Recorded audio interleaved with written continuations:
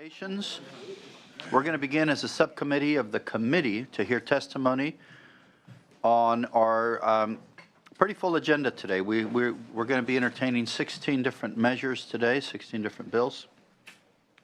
So I thank the committee members that are here. We still have a lot more that we're waiting for, but we'll establish a quorum when we get a few more members.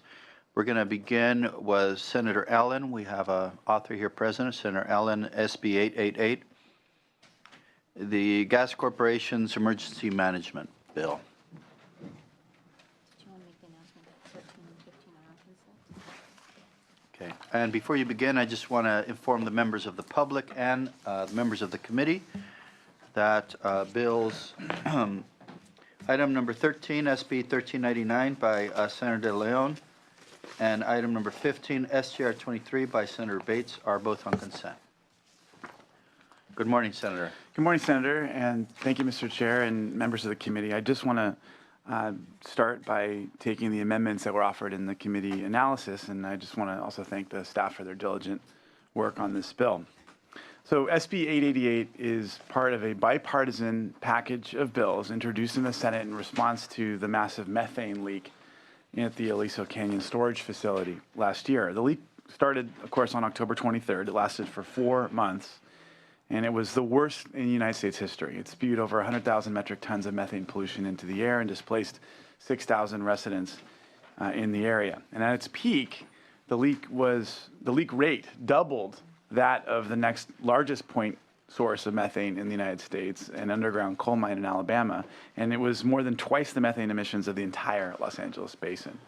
So while the state's response to the leak was swift, it shed some light on the fact that we currently lack a statutory single point of responsibility and accountability to oversee efforts and remediation actions for disasters such as this one.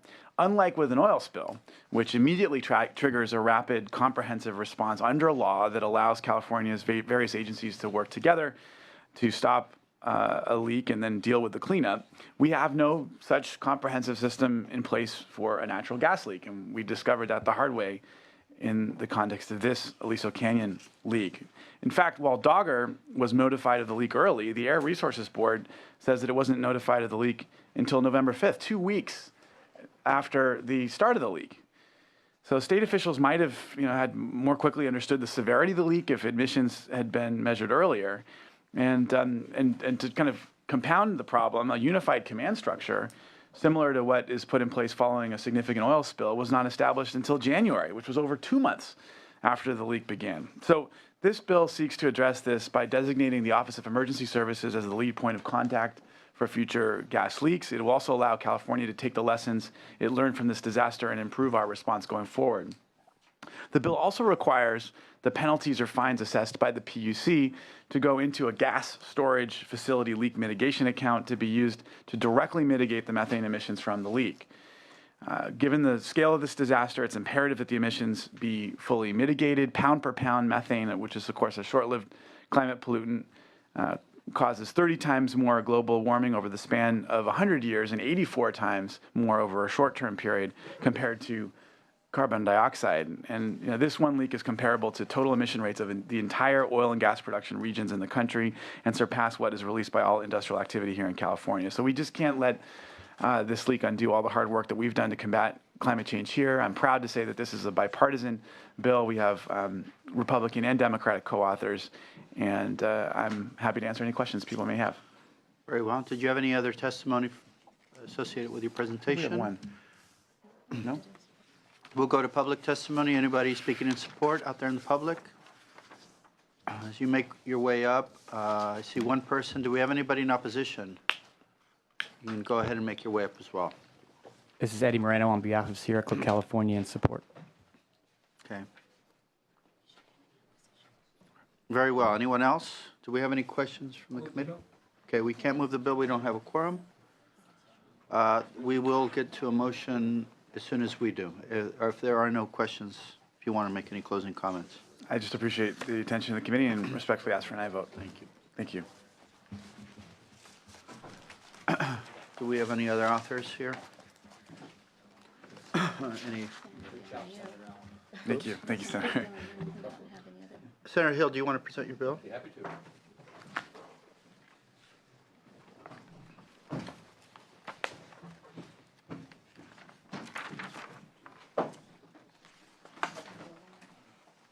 Which one, two? Would you prefer? The 812? Yes. Very good, Ed. Thank you. First, thank you, Mr. Chair and Mehdi and members. I want to accept the two amendments on page 7 of the analysis, and I want to thank your consultants for an outstanding analysis and I think good review of the bill. SB 812 seeks to improve the safety oversight of buses after a runaway tour bus crashed in San Francisco last year, injuring 20 people. The main focus of the bill is on improving the CHP's bus inspection program, and it was approved unanimously by the Senate Transportation Committee. Specifically, SB 812 does the following as it relates to the CHP. It directs them to do more surprise, unannounced inspections. It modifies the inspection program so that it is risk-based. This means that bus operators that do not meet certain performance criteria will get inspected more often. The goal is for the CHP to focus more of their efforts and limited resources on problematic and unsafe bus operators. The bill also shortens the fix-it period from 120 days to 30 days for bus operators found to have mechanical problems during an inspection. The bill implements a rule that puts bus carriers out of service if they get 3 consecutive unsatisfactory safety ratings. This is needed because currently bus operators can receive multiple consecutive poor safety ratings and still operate, potentially putting passengers at risk. It also directs the CHP to raise the inspection fee from the current $15 so it covers the cost of the program. The bill caps the fee so no carrier pays more than $6,500 for their entire fleet. As I said in the Senate Transportation Committee, I know this proposed fee increase concerns the bus industry. They have told me that they are open to paying an increased fee, but would prefer that the fee be set in statute. I've told them that I will continue and certainly will work with them, the CHP and our fiscal committees, to see if that is possible. Lastly, most germane to this committee, the bill directs the CPUC to monitor bus and limousine recall notifications and contact affected carriers to ensure they have in place a plan in place to fix the defects. This is important because after the limousine caught fire in 2013 on the San Mateo Bridge, killing 5 women, the company that built the limousine issued a recall notice for the exact problem that led to the fire. The recall went unnoticed by state regulators until a California newspaper discovered it. This revealed a clear problem. The CPUC has no process in place to monitor recalls related to the safety of a bus or limousine. The bill simply makes sure the CPUC knows about safety recalls affecting the carriers it regulates to ensure passenger safety. Thank you, Mr. Chair and members, and appreciate your consideration. Thank you. Do you want to say some comments? Yeah, thank you, Mr. Chair. Matt Robinson on behalf of San Francisco Mayor Ed Lee. Senator Hill mentioned the tragic accident that occurred in San Francisco last November. We very much appreciate his efforts to try and increase the level of safety on buses operating within the city limits and statewide for that matter. So with that, I'd respectfully ask for your aye vote. Very well. Do we have anyone else in support? Do we have anybody speaking in opposition? Very well. Do we have any questions from the committee? 4, 5 members. Did you want to make closing Just comments? respectfully ask for an aye vote at the appropriate time. Thank Very you, well. Mr. Chair. I'd like to now move to SB 1049. Mr. Chair and members, the staff analysis states that the bill would benefit from definitions of terms like root cause analysis, and I'd be happy to work with the committee to do so. I think that we, the public, have a certain expectation of our public utilities, an expectation that when there is a death or serious injury that involves gas or electrical infrastructure, our utilities will conduct an investigation for the purpose of preventing such an accident from happening again. We pay millions of dollars for their insurance premiums to give them hundreds of millions of dollars in coverage, knowing that there is some liability risk. Often we even pay their deductibles. For this money that we provide, we do not expect that our utilities will run their investigations through their law departments to hide this information from their regulator, the PUC. For this money that we provide, we do not expect that our utilities will guard the results of those investigations, even from their own operations personnel, the people in charge of preventing the accidents, the people at greatest risk from accidents, in order to preserve privilege and limit opportunity for plaintiff depositions. And I'm happy to report that this isn't a problem with most of our utilities. In fact, it appears to be only an issue with one utility. This utility and I will be having some discussions about this expectation in the next couple of weeks, hopefully at a high level. SB 1049 would clarify the requirement that root cause analysis of major reportable gas and electric accidents be provided to the PUC upon request. Most utilities already do this. An organization with a positive safety culture learns from accidents and widely disseminates information regarding them to its personnel to prevent them from happening again. That's not being done today. Thank you, Mr. Chair. I respectfully ask for an aye vote at the appropriate time. Thank you. Anyone here to speak in support of the bill? Do we have any opposition?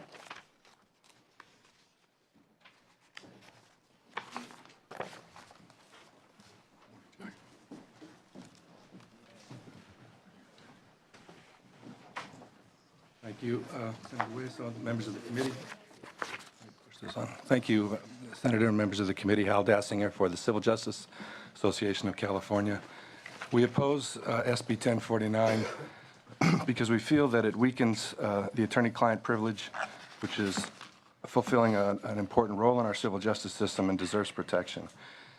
The current Section 316 recognizes the importance of the attorney-client privilege, and the subsection B5 indicates this by requiring the production of any documents not subject to attorney-client privilege. And we feel that the bill, as recently amended, sort of writes around that protection in the new sections B5 through 8, specifically requiring a number of items and documents, but appearing to be separate from the requirement that those documents be produced unless subject to attorney-client privilege. We're also concerned that by establishing a special treatment for this regulated entity with this regulator, that this could move beyond the regulatory environment to the broader civil justice system. For those reasons, we oppose the bill. Respectfully ask for your no vote. Mr. Chair, members, Cindy Howe, Southern California Edison. We applaud Senator Hill's focus on safety, and safety is Southern California Edison's first priority. We're in the process of setting up conversations at a high level with Senator Hill to address his concerns related to safety. We apologize for not having an opposed letter in. We are currently heavily engaged at the CPUC related to a situation, and this very issue is being discussed, and this bill appears to impact that ongoing CPUC proceeding, which is continuing to evolve. To the extent this bill is intended to focus on safety, of course, we want to work on and will commit to working on solutions with Senator Hill. Instead, the bill, it does appear intended to change the fundamental tenet of our legal system related to attorney-client privilege, and we are concerned with that policy. We are concerned with that precedent. Again, we look forward to working with Senator Hill moving forward. Thank you very much.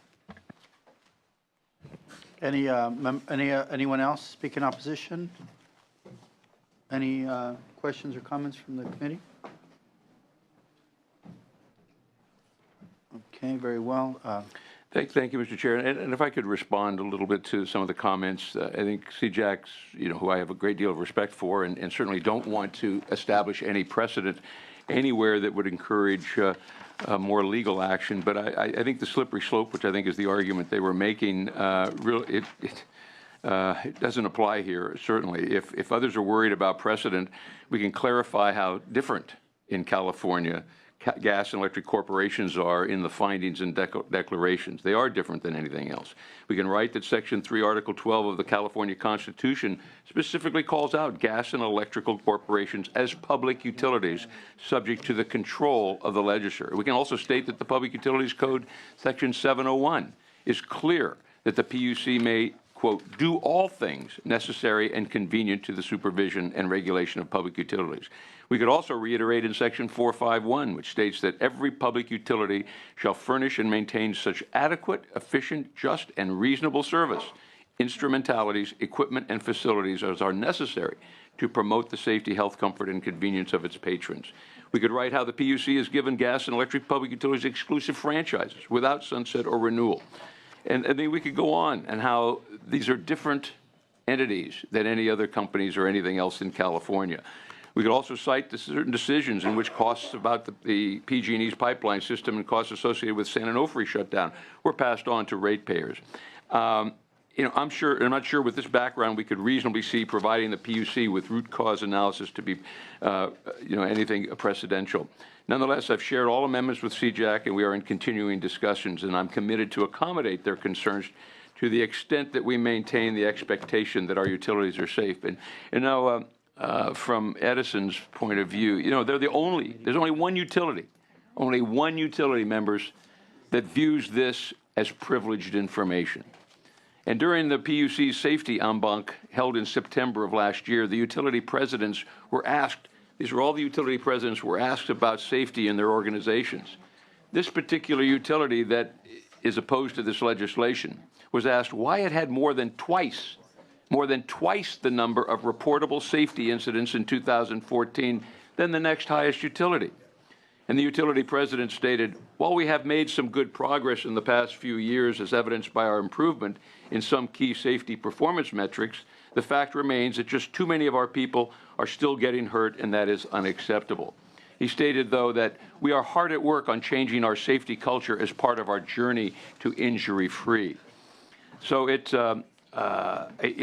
interesting that they are attempting and stating that they are looking for injury-free, but they're not willing at this point to allow their operational staff to learn what occurs when there is an accident that provides opportunity to prevent future accidents because of attorney-client privilege that they are claiming. Members, I respectfully ask for an aye vote at the appropriate time. Thank you. Thank you. So that was a closing comment. We have a quorum now. Clerk, could you please call the roll, please? Hueso, Present. Hueso here, Morel. Here. Morel here, Canella. Here. Canella here, Gaines. Here. Gaines here, Hertzberg. Here.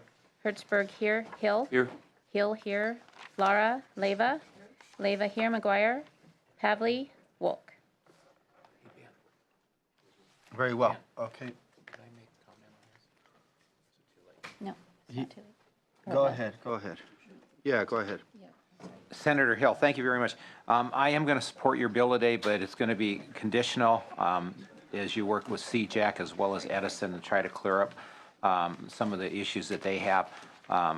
So when it gets to the floor, I hope it's okay. But just a caveat, I'm with you today, but on the floor I might have to switch if things. I appreciate that, Senator. Thank you, and we will continue to work with them. I think we can come to some way of making it fit nicely, so thank you. Senator Gaines? I'm just still trying to figure out why there was opposition. Did anything change in the bill, or any amendments taken, or any of that?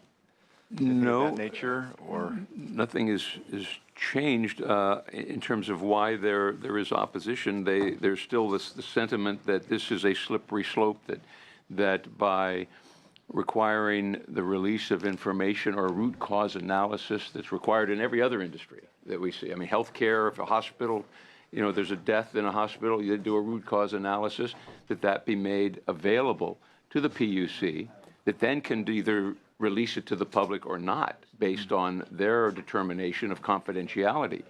So the idea is to allow the utilities, to require the utilities, if they know the cause of an accident, do a root cause analysis, give it to the PUC so that it can be used beneficially with their own personnel operational personnel within that utility and other utilities to prevent that same accident from occurring in the future. CJAC seems to think that this is a slope that, if you're going to break this confidential, current attorney-client privileged information, but they're using attorney-client, in my opinion, to hide around the release of the information, to prevent them from disclosing this information that they're fearful of, that would be used by plaintiffs' attorneys at some point in time, that could cost them more money in a settlement or in a civil proceeding. And doesn't cost them the money in most cases anyway, because we're paying for their liability insurance. So it's the ratepayers that are paying for their insurance. And in many cases, it's the ratepayers that are paying the deductible of their insurance. So there's no cost to them, and that's where the opposition. But I'm hoping that we can come to an agreement on this, and that's the goal. Okay. Truly, that's really the goal. That's great. I appreciate it. I think I'm similar to Senator Morell, and if you could work with them, and let's see if we can get it resolved by the time it gets to the Senate floor. I'll support it this morning. Thank you, Dave. Appreciate it. And, this committee retains the right to call these bills back should there be any changes that we disagree with, and I like to involve the members in the committee of that, so as we hear, if you see anything in the future, I'll work with you. But for today, I agree this is an important matter, and I applaud your work in this area. And Thank you, Senator. And in light of it being your birthday. It was yesterday.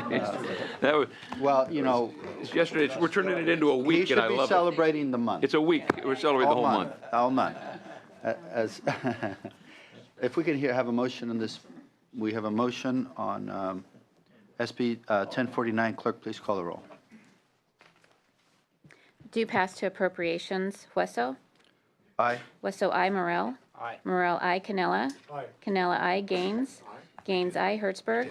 Hertzberg, I. Hill. Aye. Hill, I. Lara. Leyva. Leyva, I. McGuire. Pavley. Wolk. It has 7 votes. Okay, we'll hold the roll open for the absent members, and while we're here, we'll entertain a motion on SB 812, also by Senator Hill. That bill he presented in subcommittee.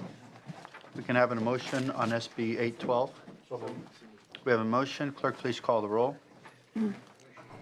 Due pass as amended to appropriations. Hueso. Aye. Hueso, I. Morel. Aye. Morel, I. Canela. Aye. Canela, I. Gaines.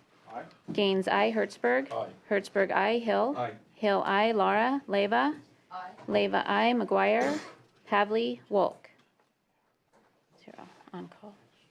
Hasn't- Okay, we'll leave that bill on call for the absent members. And also, if we can entertain a motion for SB 888 by Senator Allen, emergency management. We have a motion. Clerk, please call the roll. Due pass as amended to appropriations. Hueso. Aye. Hueso, I. Morel. No. Morel, no. Canela. Aye. Canela, I. Gaines. Hertzberg. Aye. Hertzberg, I. Hill. Aye. Hill, I. Lara. Leyva. McGuire. Pavley. Wolk. Oh. Change your vote? 2 abstain. Can you go from no to abstain? Okay. Yes. Gaines is a no. Gaines, no. Current vote 4-2. It needs 2 more votes. 4-2, we need 2 more votes. We'll hold that bill the roll open for absent members. Can I get a motion on the consent calendar? We have SB 1393 by De Leon and SJR 23 by Senator Bates. We have a motion. Clerk, please call the roll. SB 1393, De Leon, and SJR 23, Bates. Hueso. Aye. Hueso, I. Morel. Aye. Morel, I. Canela. Aye. Canela, I. Gaines. Aye. Gaines, I. Hertzberg. Aye. Hertzberg, I. Hill. Aye. Hill, I. Lara. Leyva. McGuire. Pavley. Wolk. Has 6. We'll leave it on call. I saw Levine was in the crowd. Did he leave? Senator, Assemblymember Levine, is he here? Okay, we'll move on to members of the committee. And Senator Canela, did you want to present? Sure, thank you. You're next in line. We'll begin with SB 1112, your bill on water and sewer systems corporations transactions.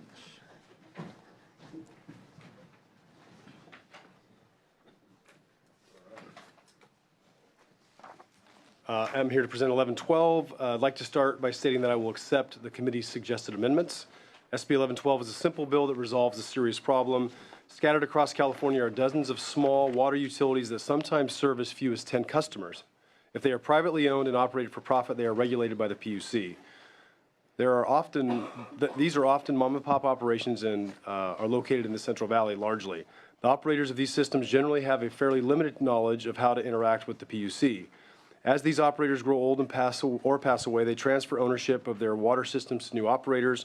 What many of them don't know, however, is that the PUC must grant prior approval to any asset sale, otherwise that sale is void. Because they don't understand what their legal obligations are, these utilities have been sold multiple times before the PUC is even informed, leading to legal nightmares since the PUC is required to nullify the original contract and the subsequent sale, sometimes years after the fact. SB 1112 would simply make small asset sales that are not given prior approval by the PUC voidable instead of void. In other words, if the PUC learns about an accidental sale, they would have the discretion to either nullify or retroactively approve it if deemed in the interest of the ratepayers. This bill has no known opposition. Its provisions are limited only to private for-profit systems regulated by the PUC, and it will have no impact whatsoever on municipal water systems. I've got a witness in support. Thank you, Mr. Chairman and members. Nick Sanjani with the Public Utilities Commission. We're sponsoring this bill because the problem that's been articulated by Senator Cannella is only going to grow larger and larger if left unaddressed and no statutory tweaks made to address it.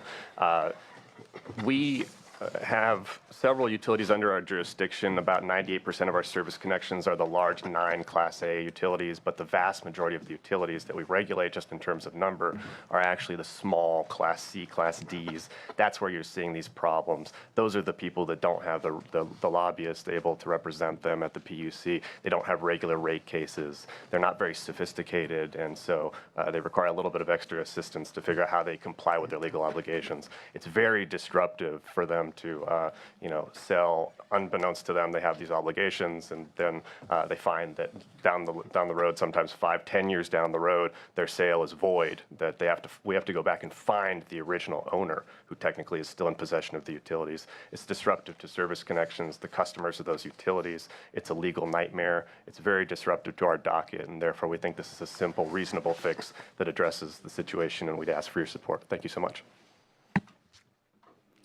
Pam Loomis on behalf of the California Water Association, which represents the water utilities regulated by the Public Utilities Commission, in support. Very well. Do we have anybody speaking in opposition? Any questions from the committee? We have a motion. Did you want to make any closing comments? Just respectfully ask for an aye vote. Very well. Clerk, please call the roll. Do pass as amended to appropriations. Wesso? Aye. Wesso, aye. Morel? Aye. Morel, aye. Cannella? Aye. Cannella, aye. Gaines? Aye. Gaines, aye. Hertzberg? Aye. Hertzberg, aye. Hill? Aye. Hill, aye. Laura? Leyva? Leyva, aye. McGuire? Pavley? Wolk? That bill has enough votes to get out. We'll hold the roll open for absent members. Did you want to present your next bill? Sure, Senator thank you very Cannella? much. SB 1112. 22. I think it's 1122. 1122, Yeah, I've been sorry. confusing those all morning too, so. We got some witnesses coming up. I'll start as they're walking. SB 1122 would codify the PUC's average time for resolving small telephone company rate increases, 13 to 14 months. This bill would also establish reasonable repercussions for PUC delay beyond that time without compromising its ability to protect ratepayer interest or eliminating its discretion to take as long as it deems necessary. Finally, SB 1122 would codify decades of PUC precedent consistently permitting rate of return utilities recovery of their rate case expenses. Processing rate cases is a core function of the PUC and should be routine work. If the PUC fails to process a telephone company's rate case in a timely fashion, there is no mechanism by which the company can compel the PUC to act. Although the PUC has processed general rate cases in a timely manner on most applications historically, one GRC stands out and remains unresolved to this date. Kerman Telephone filed their general rate case in December of 2011. It's been almost 5 years since they filed their application, and to date, it remains unresolved, although on March 29th, they issued an offer. Add the years since their last GRC, and it has been 9 years since their funding has been adjusted in any way. A small telephone company cannot provide its community with quality services when there is uncertainty about their future funding.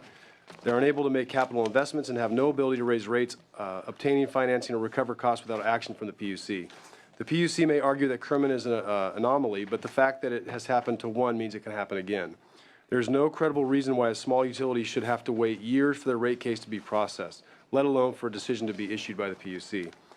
I ask for your support of this bill that simply asks the PUC to do what is already required to do of them to provide due process to the utilities they regulate in a timely fashion.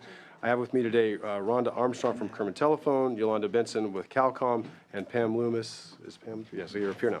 With the Independent Telephone Company. So turn it over to my witnesses. Good morning, Mr. Chair, members. I'm Yolanda Benson, representing the California Communications Association, Calcom. We are the sponsors of SB 1122. I want to thank Senator Canela for authoring and carrying this important piece of legislation. Calcom is comprised of small telephone companies located throughout rural, mostly remote areas of California. They provide telecommunications and access to high-speed internet to rural communities. We are fully rate regulated by the PUC. That means that a company can't change anything, can't design a new plan, can't make investments without action from the PUC through a general rate case. Rate setting is a core function of the Public Utilities Commission. Without a timely decision on these general rate cases, these small telephone companies are crippled. You will hear from one telephone company today, Kerman Telephone, who will share what happens when a general rate case is not done in a timely fashion.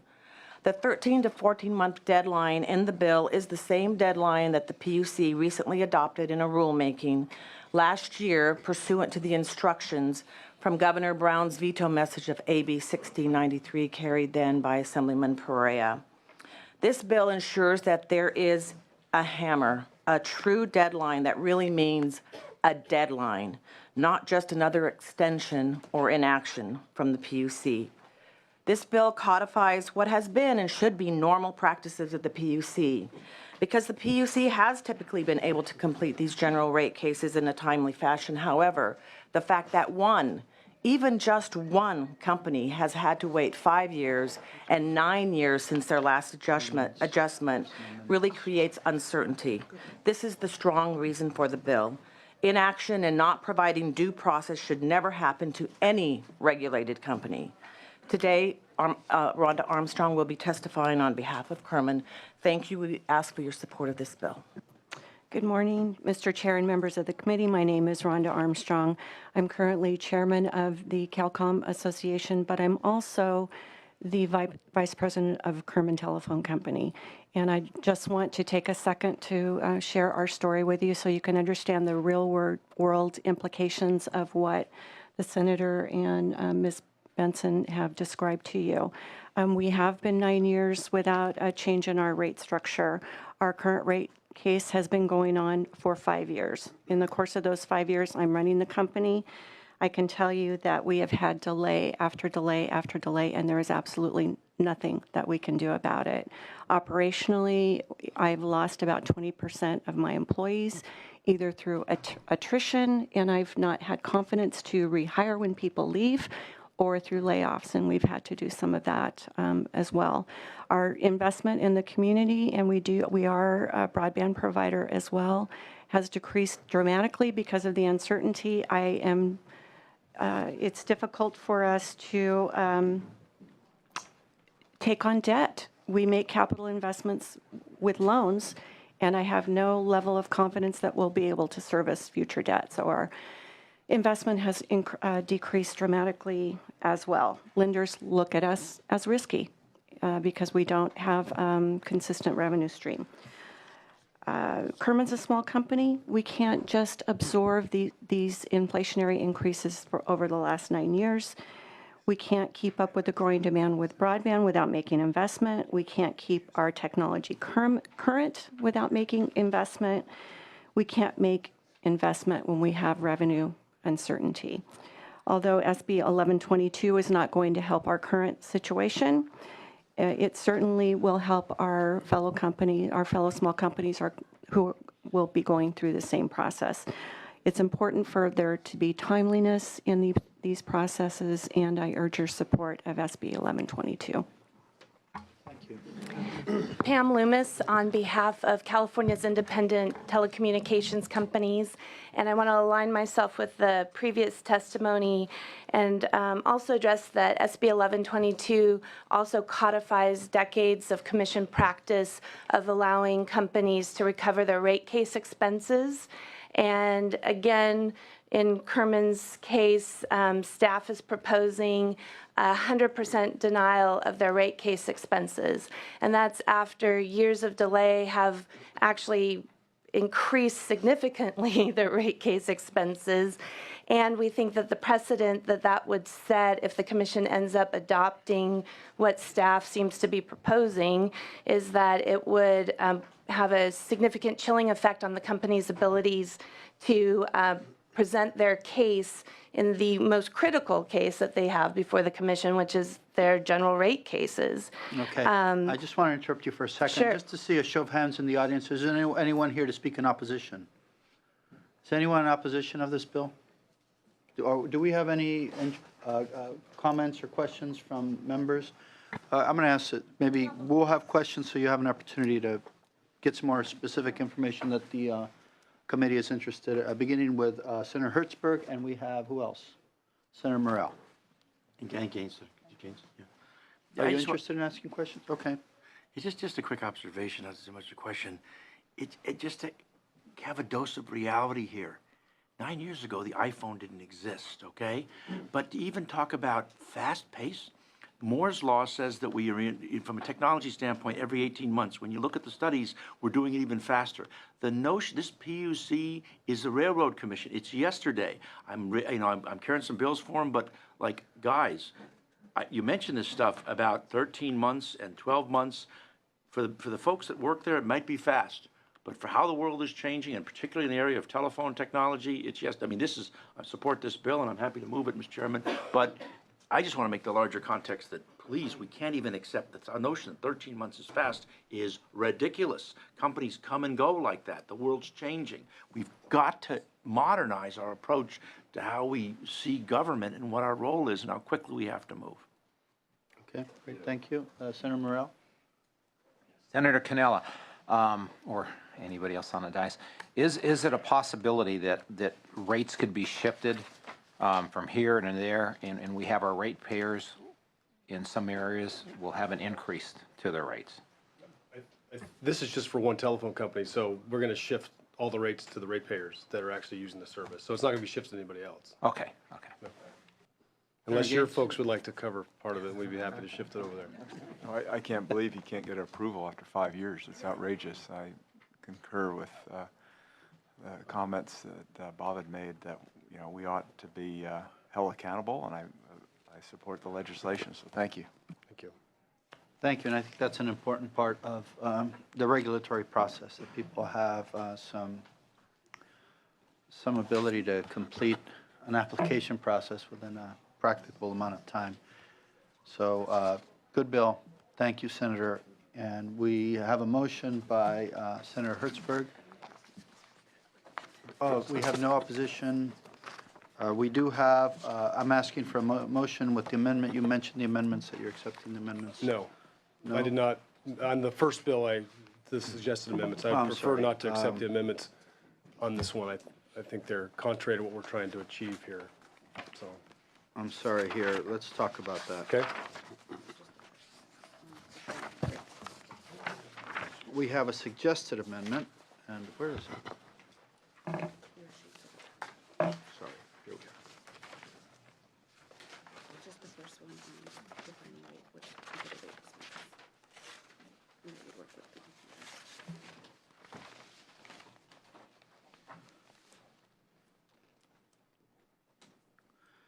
So, one amendment requires the CPUC to make a final decision in a general rate case of a small independent telephone company no later than 380 days. Following the company's filing and the deadline, if the deadline is missed, provides that the utilities' proposed rates will take effect on an interim basis subject to an accounting true-up if the decision is issued within 420 days of the filing. Now, that particular amendment you're not interested in? I think that's what we want. The amendments, I'm sorry, jeez. So one of them is rate case expenses. It leaves at the discretion of the PUC, which they just rejected all of the rate case expenses. So I don't think there's good precedent with that. So we would prefer to say, look, these are the charges for the rate case process. That's what the telephone company would like to recoup. So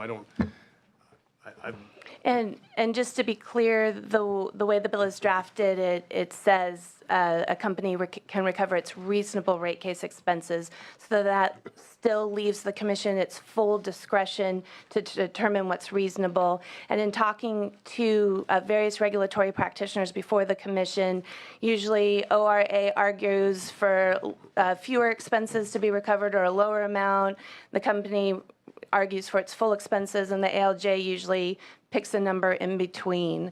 But So what's going on We're in just talking about some definitions here, and maybe Right. that can be cleared up in a preamble talking about intent. we can definitely put more definition within the bill itself, so it's clear what I think is it'll meant. need it for the. We'll happy to work with you For the benefit of your clients, I think it'll need it. Okay. So, Great. we'll be glad to work with you on that. So we'll move it without amendments, but with your commitment that we'll work on the definition. I think it'll make it a better bill. We have a motion. Clerk, please call the roll. Do pass to appropriations. Wessel? Aye. Wessel, I. Morel? Aye. Morel, I. Canella? Aye. Canella, I. Gaines? Gaines, I. Hertzberg? Hertzberg, I. Hill? Lara? Leva? Leva, I. McGuire? Pavley? Wolk? Pavley, I. Wolk? Wolk, I. Okay, the bill has enough to get out. We'll hold it open for absent members.